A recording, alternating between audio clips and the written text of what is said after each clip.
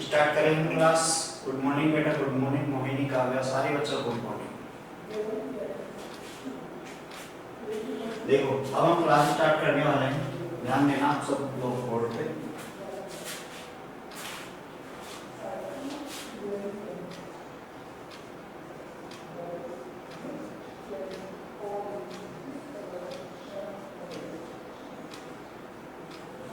देखो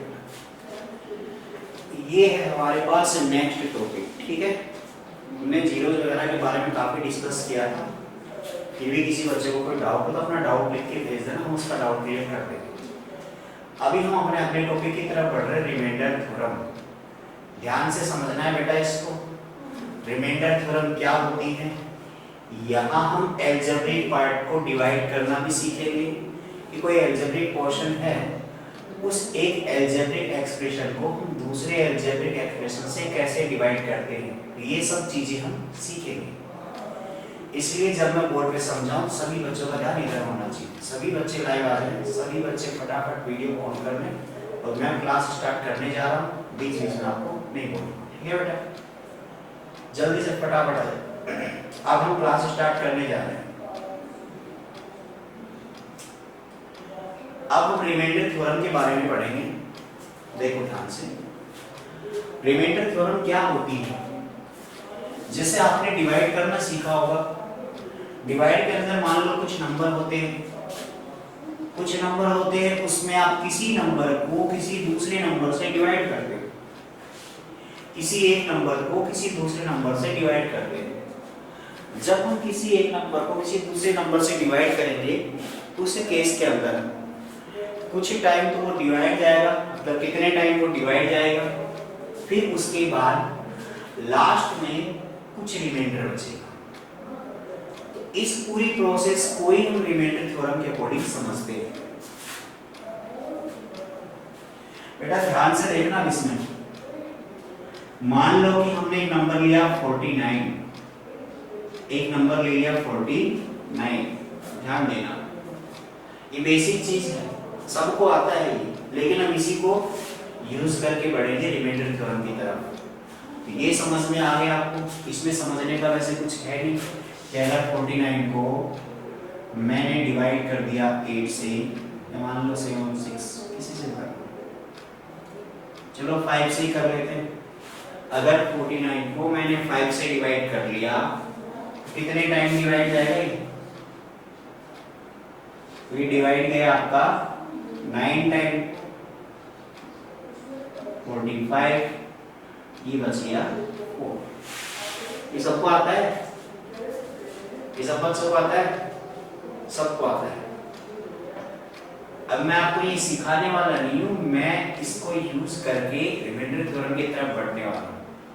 आपको ये ध्यान देना है कि इसमें जो चीजें लिखी हैं मैं उनको क्या बोलने वाला हूं, कैसे ये प्रोसेस होगी, कैसे उसको समझेंगे, ठीक है। देखो सबसे पहले हम इसमें ये देखते हैं, जैसे हमारे पास ये 5 है जिससे आपने डिवाइड किया है। इस 5 को अगर आप इसे 9 से क्या करें, मल्टीप्लाई, क्या करें हम इसको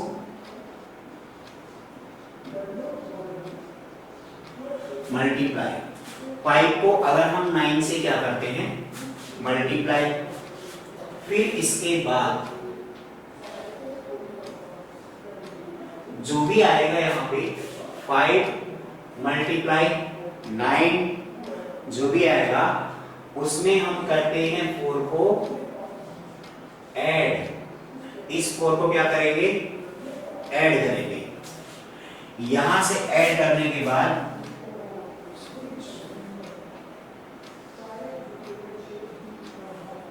ये आता है आपका इक्वल। मैंने एक तरह से क्या लिखा, ध्यान देना, 5 मल्टीप्लाई 9 प्लस 4 इक्वल्स टू 49। क्या मैंने इसमें जो एरो डायग्राम बनाया है उस एरो डायग्राम के अकॉर्डिंग ही मैंने ऊपर की लाइन लिखी है। ध्यान देना सारे बच्चे बोर्ड पे ध्यान दो। Sir speak loudly. मेरी वॉइस क्लियर नहीं आ रही आप बच्चों को? कम आ रही है ना? मेरी वॉइस कम आ रही है। ठीक है बेटा, अब आ रही है? सही आ रही है? अब सही आ रही है मेरी वॉइस? ऐसे हाथ में लेके पढ़ा। ठीक है देखो, कोई बात नहीं, देखो हाथ में लेके पढ़ा रहे। 5 into 9 प्लस 4 लिखा है।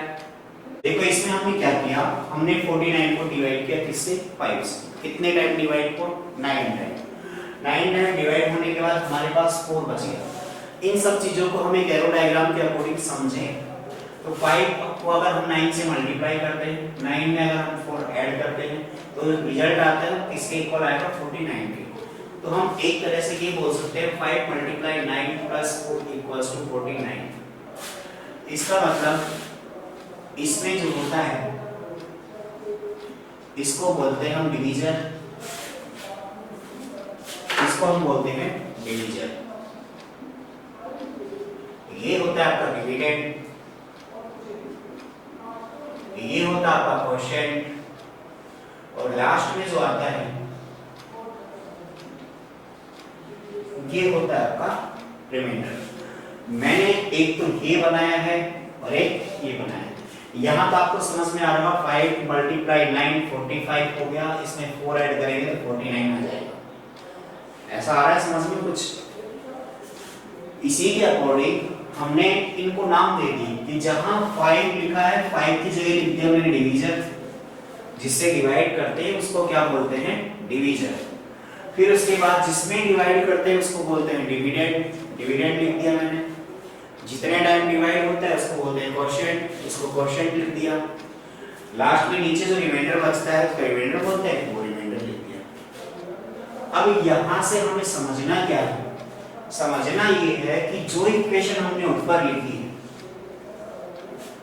इसके अकॉर्डिंग ही हमें इनको भी लिखना है। तो कैसे लिखते हैं हम? ये 49 है, ये अंदर वाला पार्ट था जो अंदर ही अंदर लिखा हुआ है, और यहां अंदर कौन है?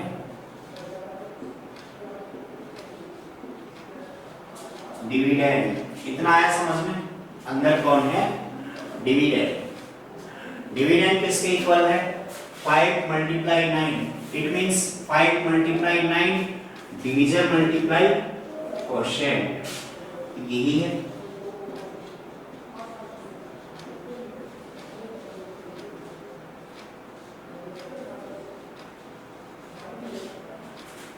Division multiply by quotient plus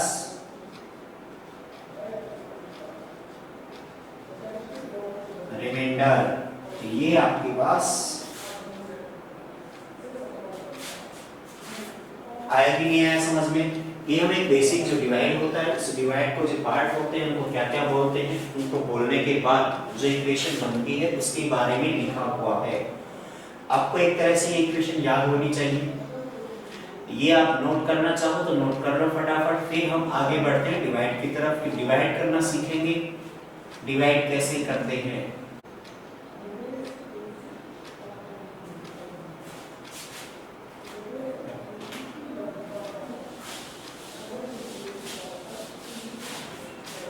बेटा ये आपने लिख लिया होगा, एक चीज और लिख लो। अगर हम इसको मान लें कुछ अपनी तरफ से एल्जेब्रिक फॉर्म में, अभी आपने जो पढ़ा था वो न्यूमेरिक फॉर्म में था, नंबर्स थे सारे उसमें, नंबर्स थे तो न्यूमेरिक फॉर्म बोलते हैं। एल्जेब्रिक फॉर्म कब बोलेंगे? जब उसमें एक्स वाई जेड या वेरिएबल टाइप के टर्म होंगे, उसको क्या बोलेंगे हम? Algebraic form. न्यूमेरिक फॉर्म में डायरेक्ट कांस्टेंट आते हैं। एल्जेब्रिक एक्सप्रेशन को अगर हम डिवाइड करेंगे, sir I am not understanding, Aarush Rathore, hand raise please.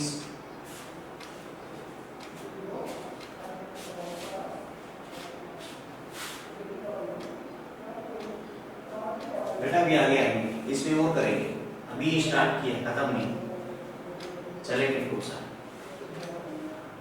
कहीं भी डाउट हो तो बोल देना। अभी क्वेश्चन स्टार्ट कर दो, उसमें अच्छे समझ में आएगा। तो बेसिक और बता देता हूं।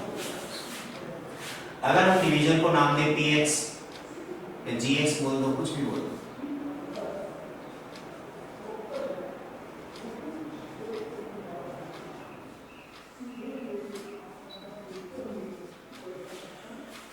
मान लो कि एल्जेब्रिक फॉर्म है, एल्जेब्रिक फॉर्म को अगर इस फॉर्मेट में लिखें, एल्जेब्रिक फॉर्म को अगर इस फॉर्मेट में लिखना हो तो यहाँ आपने इस बार डिवीजर को क्या नाम दे दिया, gx नाम दे दिया, नाम दिया बस, कुछ नहीं किया, gx को नाम दे दिया डिवीजर हमने, और अंदर जो लिखा है डिविडेंड उसको नाम दे दिया px, क्वोशिएंट को दे दिया qx, रिमाइंडर को दे दिया rx, सबको नाम दे दिया अलग अलग। अगर हमने सबको नाम दे दिए हैं, इसका मतलब हम इसको लिख सकते हैं इस फॉर्मेट में px is equals to division multiply quotient, division है आपका gx मल्टीप्लाई है क्वोशिएंट मींस qx, रिमाइंडर है आपका rx मींस rx। इतना आ गया सब बच्चों को समझ में। ये केवल और केवल मैंने इसी लाइन को दोबारा रिपीट किया है, वहां मैंने ये नाम हटा के कुछ मान लिए अलजेब्रिक फॉर्म वो लिखा है। अब हम क्वेश्चन आगे करेंगे एग्जांपल नंबर 6, वो देखते हैं। किसी बच्चे को कोई डाउट होता है एग्जांपल 6 में समझे, फिर एग्जांपल 6 के बाद रिप्लाई करें कि सर समझ में नहीं आया, क्योंकि समझने की चीज वही है। एग्जांपल नंबर 6 का divide px by gx। Example number 6,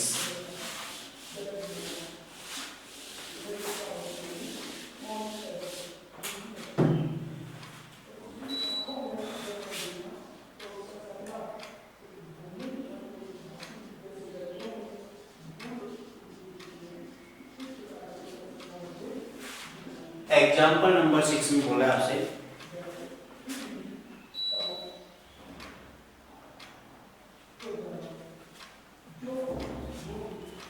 divide px by gx where px is equals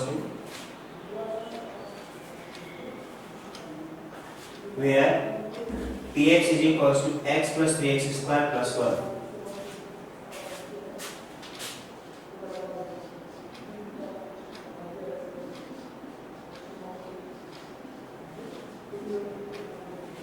-1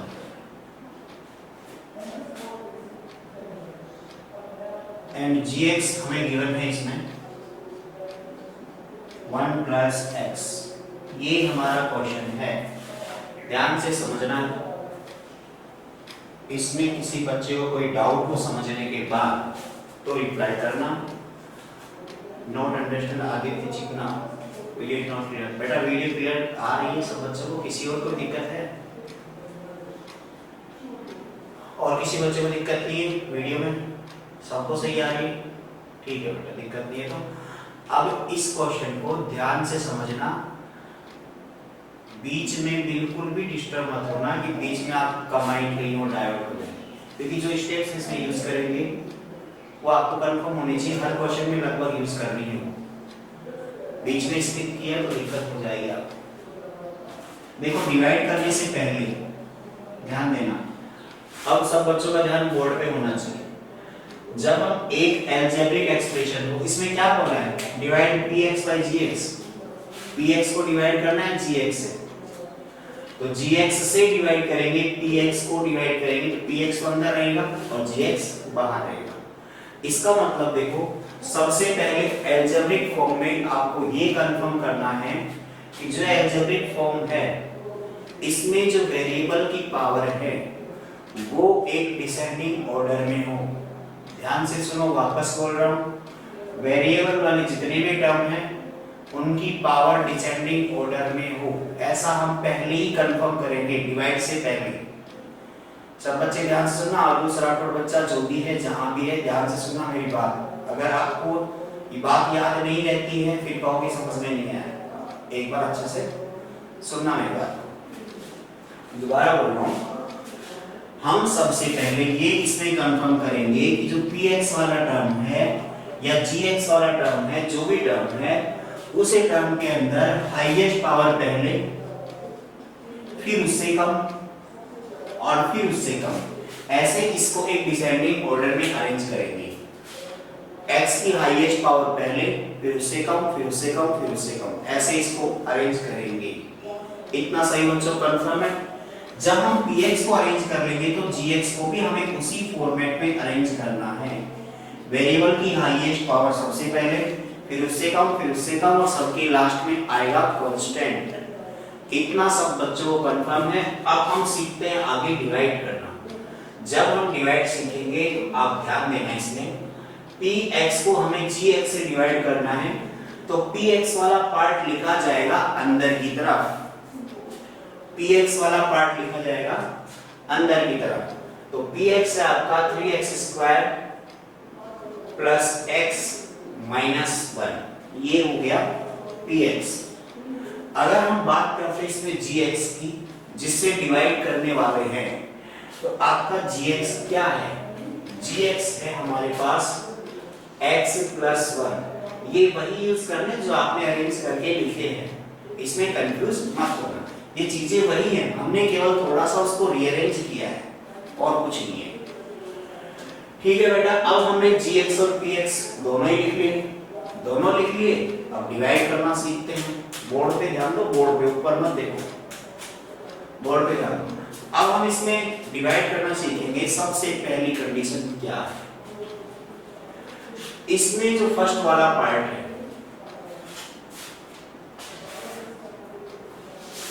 देखो बेटा, इसमें फर्स्ट वाला पार्ट क्या है? 3x square. आपके जो अंदर लिखा हुआ है gx, px जो लिखा हुआ है, px वाले पोर्शन में स्टार्टिंग वाला टर्म है 3x स्क्वायर, या हाईएस्ट पावर वाला टर्म है 3x स्क्वायर। उसी टर्म को हमें केवल इस एक टर्म की बात कर रहे हैं, इस एक टर्म से डिवाइड करना है, एक टर्म को एक टर्म से डिवाइड करना है। सारे बच्चे ध्यान से सुने, मैं फिर बोल रहा हूँ, ये डिवाइड वाला मेथड है, अच्छे से सुने ध्यान से।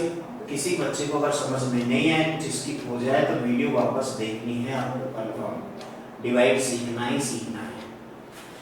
3x स्क्वायर को जब हम x से डिवाइड करेंगे तो हमें मिलेगा यहाँ पर 3x, और यहाँ से जो मिलेगा उसे ही हम मानेंगे यहाँ पे हमारे क्वेश्चन में। ध्यान देना, स्टार्टिंग का टर्म जो होता है px का, हम उसको डिवाइड करते हैं gx के स्टार्टिंग वाले टर्म से। उसको डिवाइड करने के बाद जो आता है वो हमारा क्वेश्चन का फर्स्ट टर्म हो जाएगा। फिर जो क्वेश्चन का फर्स्ट टर्म आया है, इसको हम कंप्लीट इस टर्म से डिवाइड करते हैं, सॉरी मल्टीप्लाई करते हैं। जो आपका क्वेश्चन आया है 3x, उसी क्वेश्चन को पूरे डिवीजन से मल्टीप्लाई करके इसके नीचे लिखते हैं। तो 3x को जब हम x से मल्टीप्लाई करेंगे तो 3x स्क्वायर आएगा, 3x को जब 1 से मल्टीप्लाई करेंगे तो 3x आएगा। इतना करने के बाद, हमें इतना करने के बाद यहाँ से इसके दोनों टर्म में से ये सब्ट्रैक्ट करना है, और सब्ट्रैक्ट करेंगे तो सब्ट्रैक्ट करने पे साइन चेंज होते हैं, ये माइनस हो गया, ये माइनस हो गया, तो यहाँ से ये वाला पार्ट इससे कैंसिल होगा। हमारे पास क्या बचेगा? हमारे पास आएगा ये प्लस का x है, ये माइनस का 3x है, यहाँ आ गया आपका माइनस का 2x, इतना आ गया। ठीक है, इसके बाद में हम देखते हैं ऊपर -1, इसके बाद हमने -1 नोट किया। इतना करने के बाद जहां से आपने स्टार्टिंग की थी, स्टार्टिंग का मतलब है इसमें फर्स्ट वाले टर्म को फर्स्ट टर्म से डिवाइड किया था, सेम वही प्रोसेस यहां करेंगे कि जो माइनस का 2x है, इसका फर्स्ट टर्म, इसको इसके फर्स्ट टर्म से डिवाइड करेंगे, तो हमारे पास आएगा -2।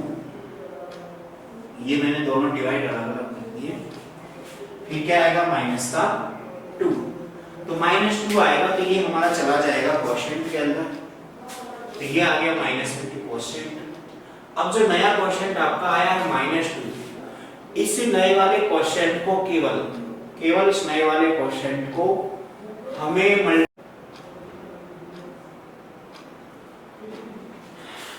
टाइम है आपका 6 मिनट। ठीक है, 6 मिनट है, तो आप एक बार ध्यान से देखना, मैं अगले क्वेश्चन की तरफ बढ़ रहा हूँ, एक क्वेश्चन और सॉल्व करवाता हूँ।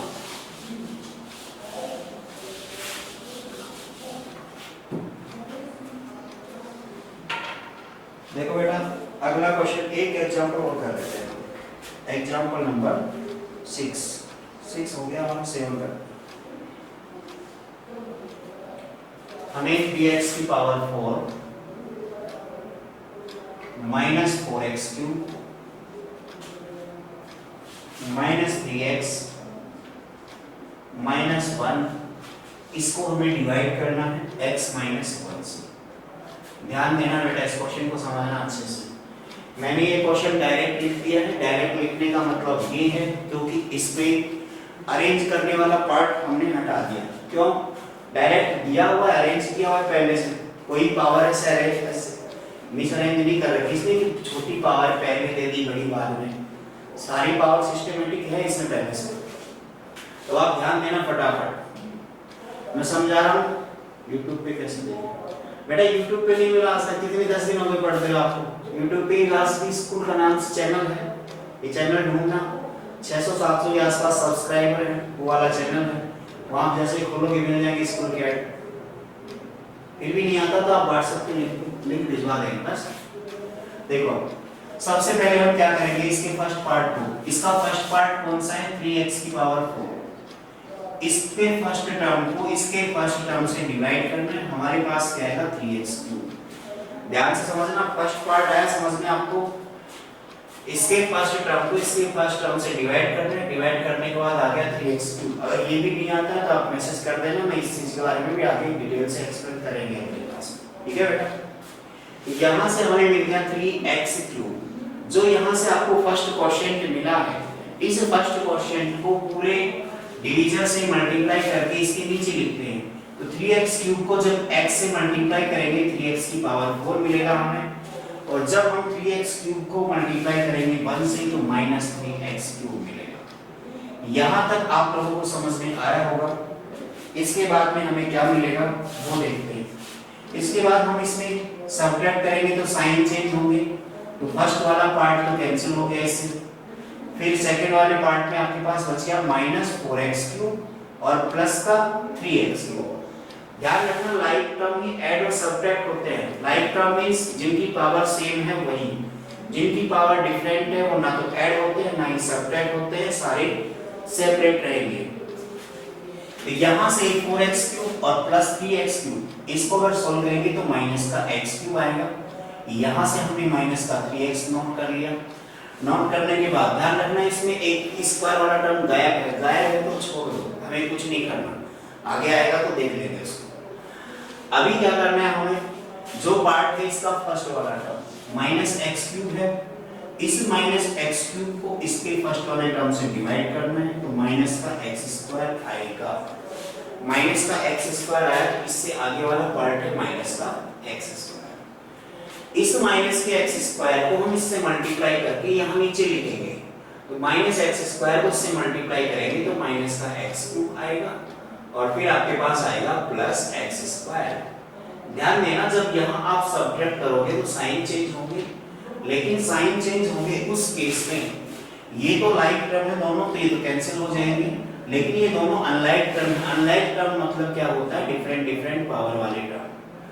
इन दोनों की डिफरेंट पावर है, डिफरेंट पावर है, तो ये दोनों ऐसे कैसे लिखे जाएंगे, ऐसे कैसे लिखे जाएंगे, तो पहले हम वो टर्म लिखेंगे जिसकी पावर ज्यादा है।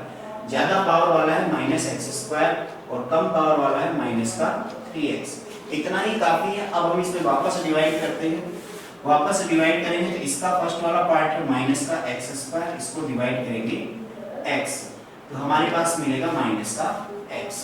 तो यहाँ मिल गया -x, इस -x को इससे मल्टीप्लाई करके लिखेंगे तो माइनस का आएगा x² और फिर आएगा आपके पास प्लस का x।